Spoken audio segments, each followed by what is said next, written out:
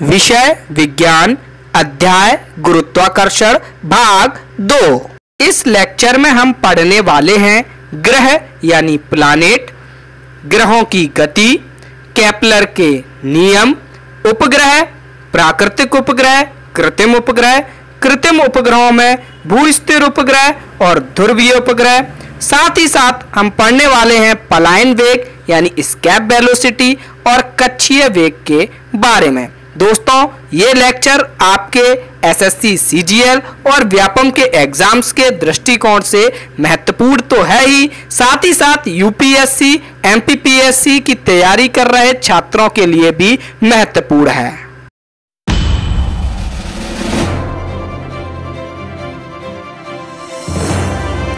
जय माता दी दोस्तों, तपोभूमि क्लासेस में मैं अवधेश भदौरिया आप सभी का स्वागत करता हूं।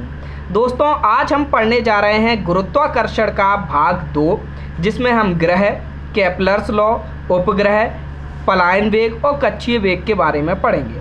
दोस्तों, शुरुआत करते हैं ग्रह से।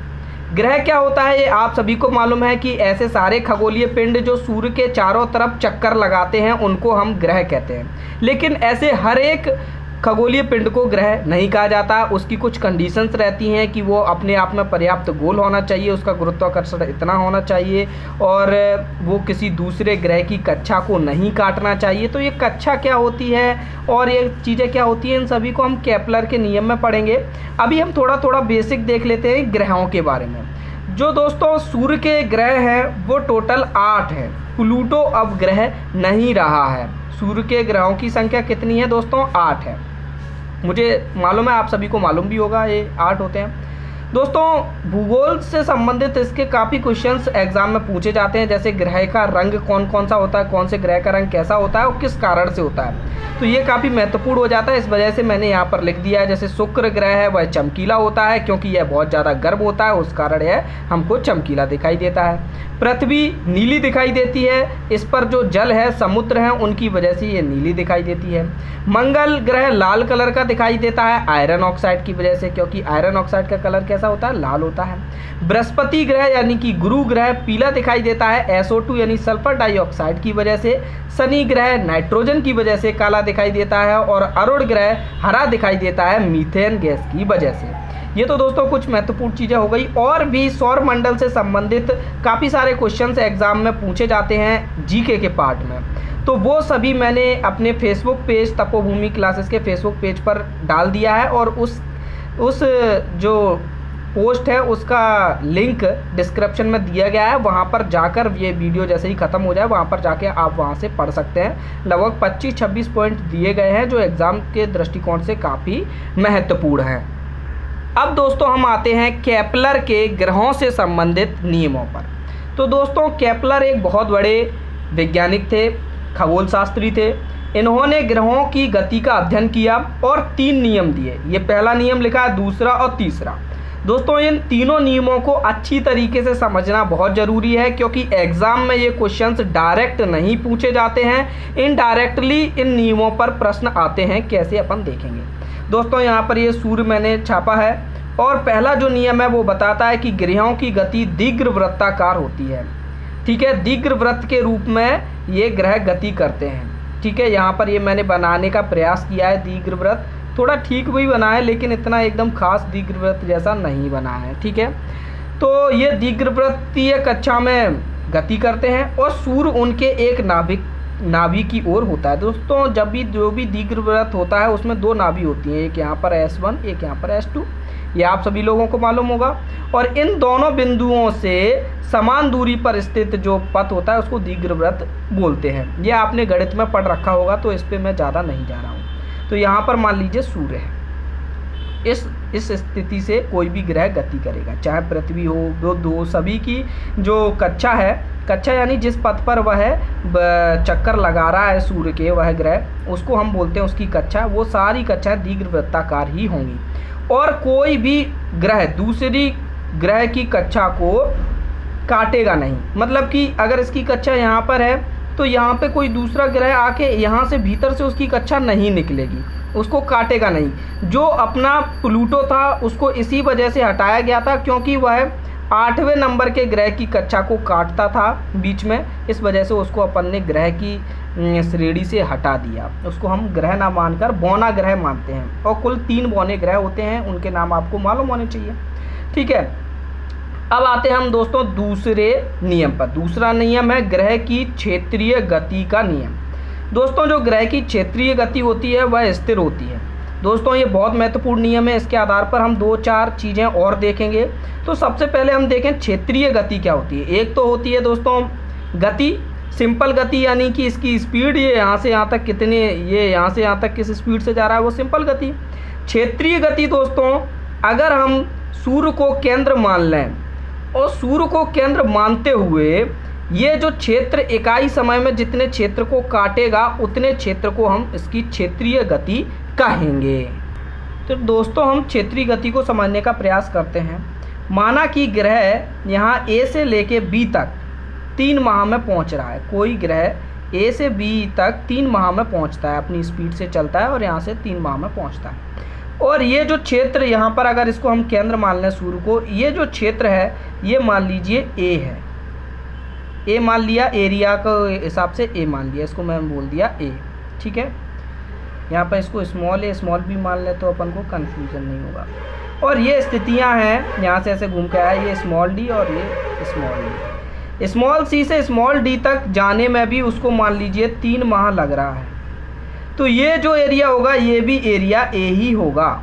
ठीक है, क्यों होगा? क्योंकि क्षेत्रीय गति स्थिर होती है, यानी कि जो एकांक समय में जितना एरिया यहाँ से यहाँ तक आने में काटेगा उतना ही एरिया यहाँ से यहाँ तक आने में काटेगा।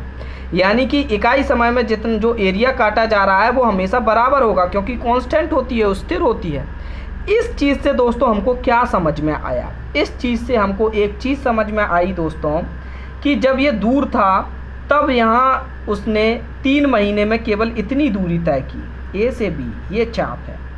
और जब वो सूर्य के नज़दीक था तो 3 महीने में उसने देखो इसकी लगभग आधे से ज़्यादा, डबल से ज़्यादा दूरी तय की है इस चित्र के हिसाब से, सी से डी।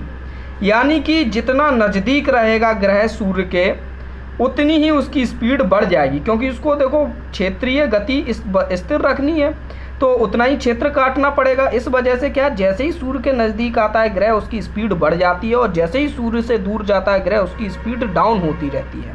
तो दोस्तों इसका मतलब क्या निकला?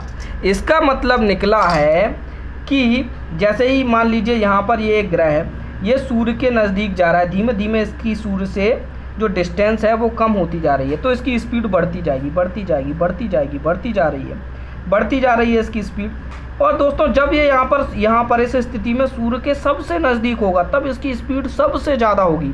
उसके बाद ये सूर्य से थोड़ा थोड़ा दूर जाने लगेगा, दूर इसकी जो डिस्टेंस है वो थोड़ी बढ़ती जा रही है, तो इसकी गति कम होती जा रही है, गति कम होती जा रही है, कम होती जा रही है। और यहाँ पर ये स्थिति जो सूर्य से सबसे दूर वाली स्थिति है, यहाँ पर इसकी गति सबसे कम हो जाएगी। तो दोस्तों इसी तरीके से मान लीजिए ऐसा चित्र बना हुआ है और आपको इनकी गतियाँ लिख दी गई हैं। जैसे यहाँ पर जो गति है वो v1 है किसी उपग्रह की, ये v2 है, ये v3 है और ये v4 है। और आपसे बोल दिया जाए कि इनको आरोही क्रम में लिखिए कि कौन सी गति ज़्यादा है कौन सी छोटी है। इस तरीके से आरोही क्रम में लिखना है, यानी कि सबसे छोटी पहले, उसके बाद सबसे बड़ी, फिर उससे बड़ी, इस तरीके से। तो दोस्तों हमको पता है ये सबसे दूर वाली स्थिति है सूर्य से, तो v1 जो होगा वो आपका सबसे छोटा होगा। फिर v1 से बड़ा क्या होगा दोस्तों? v1 से बड़ा होगा v2, क्योंकि ये फिर अगली दूर वाली स्थिति है तो v2। उससे v2 से भी बड़ा कौन होगा दोस्तों? v4, ये अगली पास वाली स्थिति है तो v4। और ये v3 सबसे मैक्सिमम वाली पोजीशन है तो लास्ट में v3। तो इस तरीके से हम आरोही क्रम में लिख सकते हैं। इस तरीके का क्वेश्चन यहाँ से बन सकता है। ठीक है दोस्तों, जो तीसरा नियम है, तीसरा नियम कहता है जो आवर्तकाल है, ये पूरा आवर्तकाल, जैसे कि पृथ्वी का आवर्तकाल 365 दिन है, बुध का कुछ अलग है, मंगल का कुछ अलग है, सभी का आवर्तकाल अलग अलग होता है। मेरा सजेशन है कि आप सभी के जो इम्पोर्टेंट है उन सभी के आवर्तकाल भी याद कर लें। ठीक है, तो t² समानुपाती होता है r³ के। r यहाँ पर क्या है दोस्तों कि जो औसत दूरी है सूर्य से यहाँ पर ये पूरे का निकाल के जो औसत दूरी होती है उसको r कह रहे हैं। तो आवर्तकाल का स्क्वायर उस औसत सूर्य से ग्रह की औसत दूरी के घात 3 के समानुपाती होता है। तो दोस्तों इसमें कुछ नहीं है, ये बोल दिया जाएगा कि मान लीजिए पृथ्वी की सूर्य से दूरी r है और पृथ्वी से बृहस्पति की दूरी 3r है, तो बताइए बृहस्पति का आवर्तकाल कितना होगा। तो हम ऐसे निकाल देंगे कि हमको पता है पृथ्वी का आवर्तकाल होता है 1 साल, है कि नहीं। तो 1 साल समानुपाती है r³ के, और उसका हमको आवर्तकाल पता नहीं है t, तो वो समानुपाती होगा 3r³ के 3r³ तो कितना हो जाएगा 27r³, तो उसका आवर्तकाल 27 हो जाएगा। ये मैं एक 27 वर्ष हो जाएगा बृहस्पति का। दोस्तों ऐसा होता नहीं है, ऐसा है नहीं, लेकिन ये सवाल बता रहा हूँ, इस तरीके का घुमा फिरा के सवाल पूछा जा सकता है, क्योंकि एग्ज़ाम में अच्छे अच्छे क्वेश्चंस आ रहे हैं। तो ये केपलर के जो 3 नियम हैं ये आपको बहुत अच्छे से आने चाहिए, बहुत ही इम्पोर्टेंट नियम है। साथ ही साथ दोस्तों आप केपलर के बारे में भी देखिए कि ये कौन थे, क्या थे, कैसे ये खगोल शास्त्री बने। काफ़ी इंटरेस्टिंग स्टोरी है, आपको मज़ा आएगा ये देखने में। अब आते हैं दोस्तों उपग्रह पे। उपग्रह यानी कि सैटेलाइट। दोस्तों जैसे कि अपन ने पढ़ा था, ग्रह वह होता है जो सूर्य के चारों ओर चक्कर लगाता है, और उपग्रह वह होता है जो ग्रह के चारों ओर चक्कर लगाता है। उपग्रह, उप यानी नज़दीक और ग्रह यानी ग्रह, यानी जो ग्रह के नज़दीक रहता है, ग्रह के चारों ओर चक्कर लगाता है, उसको उपग्रह कहते हैं। दोस्तों मैं आपको सजेस्ट करूँगा कि जो जीके का पोर्शन है कि कौन से ग्रह के कितने उपग्रह हैं, या फिर ऐसे कौन कौन से ग्रह हैं जिनका कोई भी उपग्रह नहीं है, और कुछ इंपॉर्टेंट उपग्रहों के बारे में आप थोड़ा पढ़ लें, या फिर हमारी जो फेसबुक पोस्ट है उसको भी देख लें, वो भी काफ़ी महत्वपूर्ण है, वहाँ पर भी 25-26 पॉइंट दिए गए हैं। साथ ही दोस्तों हमारे फेसबुक पेज को लाइक भी कर लें, वहाँ पर इसी प्रकार की और भी जानकारियाँ आती रहती हैं। मेरे पेज को भी फॉलो कर लें, या फिर मुझे मेरी ID पर आप फॉलो कर सकते हैं, ताकि आपको रेगुलर अपडेट्स मिलती रहें चैनल के बारे में। ठीक है दोस्तों, अब हम देखते हैं उपग्रह के बारे में। उपग्रह 2 तरीके के होते हैं, एक तो प्राकृतिक उपग्रह जैसे कि चंद्रमा, पृथ्वी का जो चंद्रमा है वह प्राकृतिक उपग्रह है, प्रकृति द्वारा बनाया गया है कि नहीं। और दूसरा होता है कृत्रिम उपग्रह। कृत्रिम उपग्रह यानी कि ऐसे सैटेलाइट जो हम खुद भेजते हैं बनाकर, और अपने ज़रूरत के हिसाब से उनको अलग अलग जगह पे सेट कर देते हैं, उनको हम बोलते हैं कृत्रिम उपग्रह। आज के चैप्टर में हम भू-स्थिर उपग्रह, कृत्रिम उपग्रहों में जो भू-स्थिर उपग्रह है और ध्रुवीय उपग्रह, इन दोनों के बारे में पढ़ेंगे, क्योंकि एग्जाम में इन्हीं दोनों से रिलेटेड क्वेश्चन ज़्यादा आते हैं। ठीक है दोस्तों, और साथ ही साथ जो करंट अफेयर्स से रिलेटेड क्वेश्चन है वो भी आते रहते हैं कि अभी PSLV ने क्या छोड़ा, इनसेट ने क्या छोड़ा। ये सारी चीज़ें अपन को देखनी चाहिए, जो भी इंडिया से रिलेटेड कृत्रिम उपग्रह हैं उन चीज़ों के बारे में हमको मालूम होना चाहिए। तो दोस्तों एक चीज़ मैं आपको बता दूं कि ये जो कृत्रिम उपग्रह हैं उनको हम सेट कैसे करते हैं और इनको एनर्जी कहाँ से मिलती है।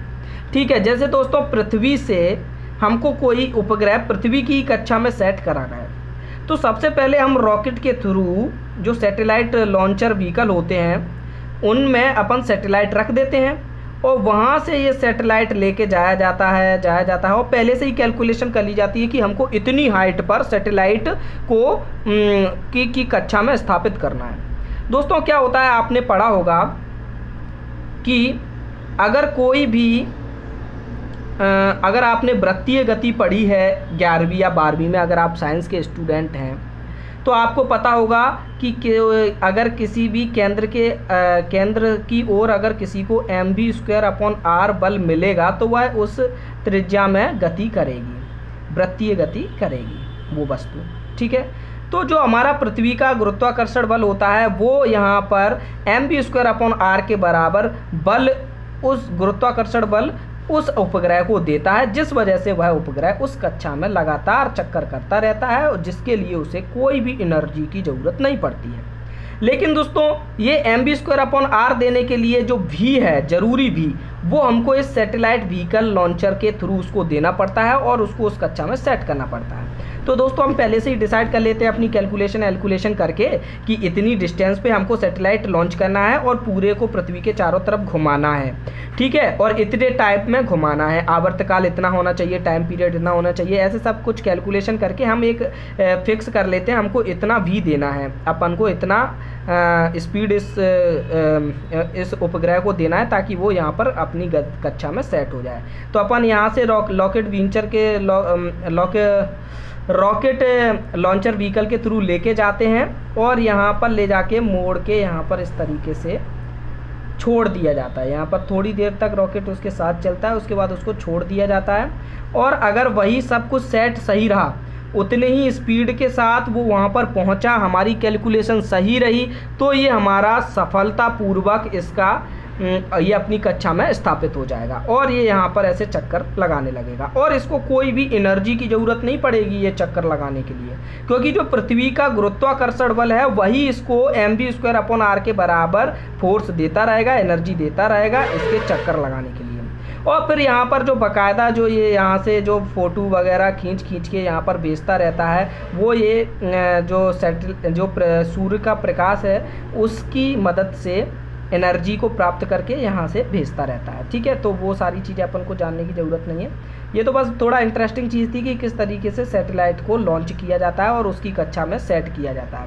इसी वजह से दोस्तों शुरुआत में हमारे जो कृत्रिम उपग्रह हमने छोड़े थे वो सेट नहीं हो पाते थे, या फिर किसी भी देश ने छोड़े तो वो सेट नहीं हो पाते थे, या तो उनकी कैलकुलेशन में दिक्कत जाती थी, या फिर वहाँ पर लॉन्च करते टाइम वो उतना जो कैलकुलेट किया है उतना वेलोसिटी नहीं दे पाते थे अपने रॉकेट के थ्रू सैटेलाइट को, इस वजह से लॉन्च नहीं हो पाते थे। तो दोस्तों इस तरीके से तो लॉन्चिंग होती है। अब हम देखते हैं कि जो भू-स्थिर उपग्रह हैं और ध्रुवीय उपग्रह हैं वो कैसे होते हैं और इनसे रिलेटेड किस प्रकार के क्वेश्चंस एग्जाम में पूछे जाते हैं। हो सकता है दोस्तों अभी जो पिछला पार्ट मैंने आपको बताया उसमें आपको थोड़ा सा कन्फ्यूज़न हो रहा हो, लेकिन वो एग्ज़ाम पॉइंट ऑफ व्यू से इंपॉर्टेंट नहीं है, लेकिन इंटरेस्टिंग होता है। क्योंकि बहुत से लोग बोलते हैं ना, कोई भी कठिन चीज़ होती है तो बोलते हैं ये रॉकेट साइंस नहीं है, रॉकेट साइंस नहीं है। तो ये जो रॉकेट साइंस क्या होता है, इसका जो कैलकुलेशन है और सैटेलाइट को फिक्स करने के लिए ये सारी चीज़ें ये बहुत ही कॉम्प्लेक्स होती हैं और इनके लिए बहुत ज़्यादा मतलब प्रैक्टिकल चीज़ों की ज़रूरत पड़ती है, बहुत कैलकुलेशन की ज़रूरत पड़ती है। इस वजह से रॉकेट साइंस को बहुत ही टिपिकल माना जाता है, इसलिए मैंने यहाँ पर आपको बता दिया था। खैर अब आते हैं अपन एग्जाम के दृष्टिकोण से जो महत्वपूर्ण है, भू-स्थिर उपग्रह और ध्रुवीय उपग्रह। दोस्तों ये मोस्ट इंपॉर्टेंट है क्योंकि इनके क्वेश्चंस बहुत आते हैं, और इसके बाद जो हम पढ़ेंगे कक्षीय वेग और पलायन वेग वो भी बेहद इंपॉर्टेंट है। ठीक है दोस्तों, भू-स्थिर उपग्रह क्या होते हैं? जैसा नाम है भू-स्थिर, यानी कि पृथ्वी के किसी एक स्थान की निगरानी के लिए इनको सेट किया जाता है। जैसे मान लीजिए मुझे आपके घर की निगरानी रखनी है, तो मैं आपके घर के ऊपर एक भू-स्थिर उपग्रह को सेट करूंगा जो आपके घर के एरिया को की फुटेज मुझको देता रहेगा 24 घंटे। तो दोस्तों हमको पता है कि पृथ्वी एक स्थान पे तो रहती नहीं है, 24 घंटे में पूरा चक्कर लगाती, तो ये भी उसी स्थान पे बना रहता है और ये भी 24 घंटे में पृथ्वी का पूरा चक्कर लगा लेता है, तो ये भी उसी स्थान पर बना रहता है। इस वजह से अपन इसको भू-स्थिर उपग्रह कहते हैं। ठीक है, इसकी दोस्तों पृथ्वी से जो ऊंचाई होती है वो लगभग 3600 किलोमीटर होती है। ठीक है, इसी ऊंचाई पे जाके सेट किया जाता है और तब इतनी स्पीड होगी या आवर्तकाल होगा 24 घंटे का आवर्तकाल और 3600 किलोमीटर की ऊंचाई, तभी भू-स्थिर उपग्रह सेट किया जा सकता है। अगर कोई आपसे बोले कि हम ऐसा भू-स्थिर उपग्रह करेंगे जो 1200 किलोमीटर पर सेट कर दिया जाए या फिर 7200 किलोमीटर पर सेट कर दिया जाए, तो ऐसा हो नहीं सकता, दिस इज़ इम्पॉसिबल। क्योंकि दोस्तों उसके लिए अगर आप 1200 ही किलोमीटर पे सेट करना चाहते हैं तो आपको उसको एनर्जी खुद देनी पड़ेगी, तब वो चक्कर लगा पाएगा। लेकिन अगर आप चाहते हैं वो अपने आप चक्कर लगाए, जो अर्थ है उसी के ग्रेविटेशनल फोर्स के थ्रू वह चक्कर लगाता रहे, तो आपको यही वाली ऊंचाई और इतने आवर्तकाल पर रखना पड़ेगा। इसलिए ये फिक्स क्वेश्चन है और काफ़ी पूछा जाता है कि भू-स्थिर उपग्रह की पृथ्वी से ऊंचाई कितनी होती है, तो 3600 किलोमीटर। आवर्तकाल दोस्तों 24 घंटे होता है, पृथ्वी के सापेक्ष स्थिर होता है, और ये स्थिर तो नहीं होता पृथ्वी के साथ, लेकिन पृथ्वी के सापेक्ष हमको स्थिर प्रतीत होता है। ये वैसे 24 घंटे में पूरा पृथ्वी का एक चक्कर मारता है, लेकिन हमको तो स्थिर ही लगेगा क्योंकि हम भी 24 घंटे में एक चक्कर मार रहे हैं, तो हमारी दृष्टिकोण से ये स्थिर होता है, इसलिए इसको भू-स्थिर उपग्रह कहते हैं। दूसरा होता है दोस्तों ध्रुवीय उपग्रह। दोस्तों ध्रुवों पर जाना, पोल्स पे जाना बहुत ही कठिन होता है और वहाँ की जानकारी रखना भी बहुत कठिन हो जाता है। इसलिए कुछ ध्रुवीय उपग्रह बनाए गए जो ध्रुवों पर हो रही गतिविधियों की निगरानी कर सकें। दोस्तों ये केवल ध्रुवों से ही सटे हुए एरिया के चारों तरफ चक्कर लगाते रहते हैं और इनका आवर्तकाल होता है 84 मिनट और पृथ्वी से ऊंचाई होती है 800 मीटर और ध्रुवीय कक्षाओं में पृथ्वी के चारों ओर घूमते हैं। ये दोनों चीज़ें याद करने की हैं, यहाँ पर भी ये दोनों चीज़ें याद करने की हैं और इतना ही इनमें से पर्याप्त है और काफ़ी क्वेश्चन इसके आ जाते हैं। अब आते हैं दोस्तों पलायन वेग पर। पलायन वेग यानी एस्केप वेलोसिटी, जैसा इसका नाम है एस्केप यानी कि छोड़ दे, पलायन यानी पलायन हो जाए कहीं से, तो दोस्तों ये वो मिनिमम वेलोसिटी होती है जिससे किसी वस्तु को हम पृथ्वी से या किसी दूसरे ग्रह से बाहर फेंकेंगे तो वह उस ग्रह के गुरुत्वाकर्षण क्षेत्र से बाहर चला जाए और कभी भी वापस लौट के ना आए, उसको हम कहते हैं पलायन वेग। यानी ऐसी स्पीड जिस स्पीड से हम किसी वस्तु को फेंके तो वो कभी भी पृथ्वी पे वापस ही नहीं आए और अंतरिक्ष में गुम हो जाए, उसको हम पलायन वेग कहते हैं। जैसे आपने बचपन में सुना होगा कि महाभारत में भीम ने 30 हाथियों को पलायन वेग से फेंका था, वो वापस नहीं आ पाए। अब ये बात कितनी सच्ची है या फिर झूठी है, लेकिन पलायन वेग यही होता है जिससे कोई भी वापस ना आ पाए। दोस्तों अगर आपने भी ये बात अपने घर पे किसी के से सुनी है तो आप ज़रूर कमेंट कीजिए कि हाँ ऐसा मैंने सुना था। ठीक है, मैंने तो बहुत सुना है। तो दोस्तों जो पलायन वेग होता है उसका फॉर्मूला है √2gr। ठीक है, और इसी फॉर्मूले पे बहुत सारे क्वेश्चंस आते हैं। एक तो दोस्तों डायरेक्ट क्वेश्चन आते हैं जो कि अब एग्जाम में पूछे जाने कम हो गए हैं। जैसे पृथ्वी का पलायन वेग कितना होता है, तो 11.2 किलोमीटर पर सेकंड। दोस्तों ये पर सेकंड है, पर सेकंड। जो राइफल से भी गोली दागते हैं ना तो उसकी भी स्पीड होती है 1.7 किलोमीटर पर सेकंड, इसकी तो 11.2 किलोमीटर पर सेकंड है। बहुत ही तेज़ स्पीड होती है, इतनी स्पीड। और ये दोस्तों ध्वनि की स्पीड से, साउंड की स्पीड से 33 गुना ज़्यादा है। चंद्रमा पर जो पलायन वेग है वो 2.38 किलोमीटर पर सेकंड है। कितना है दोस्तों, 2.38। ये 2 क्वेश्चन डायरेक्टली पूछे जाते हैं। ठीक है, ये इसका एक। ठीक है, अब दोस्तों ये जो पलायन वेग है इसका फॉर्मूला होता है √2gr, और इस फॉर्मूले पे बहुत सारे क्वेश्चन आते हैं। यहाँ पर जो r है वो पृथ्वी की त्रिज्या है, यहाँ पर जिस ग्रह के लिए हम पलायन वेग निकाल रहे हैं उसकी त्रिज्या है। तो इस पर किस प्रकार के क्वेश्चन आएंगे, उसको हम कैसे सॉल्व करेंगे ये हम देख लेते हैं।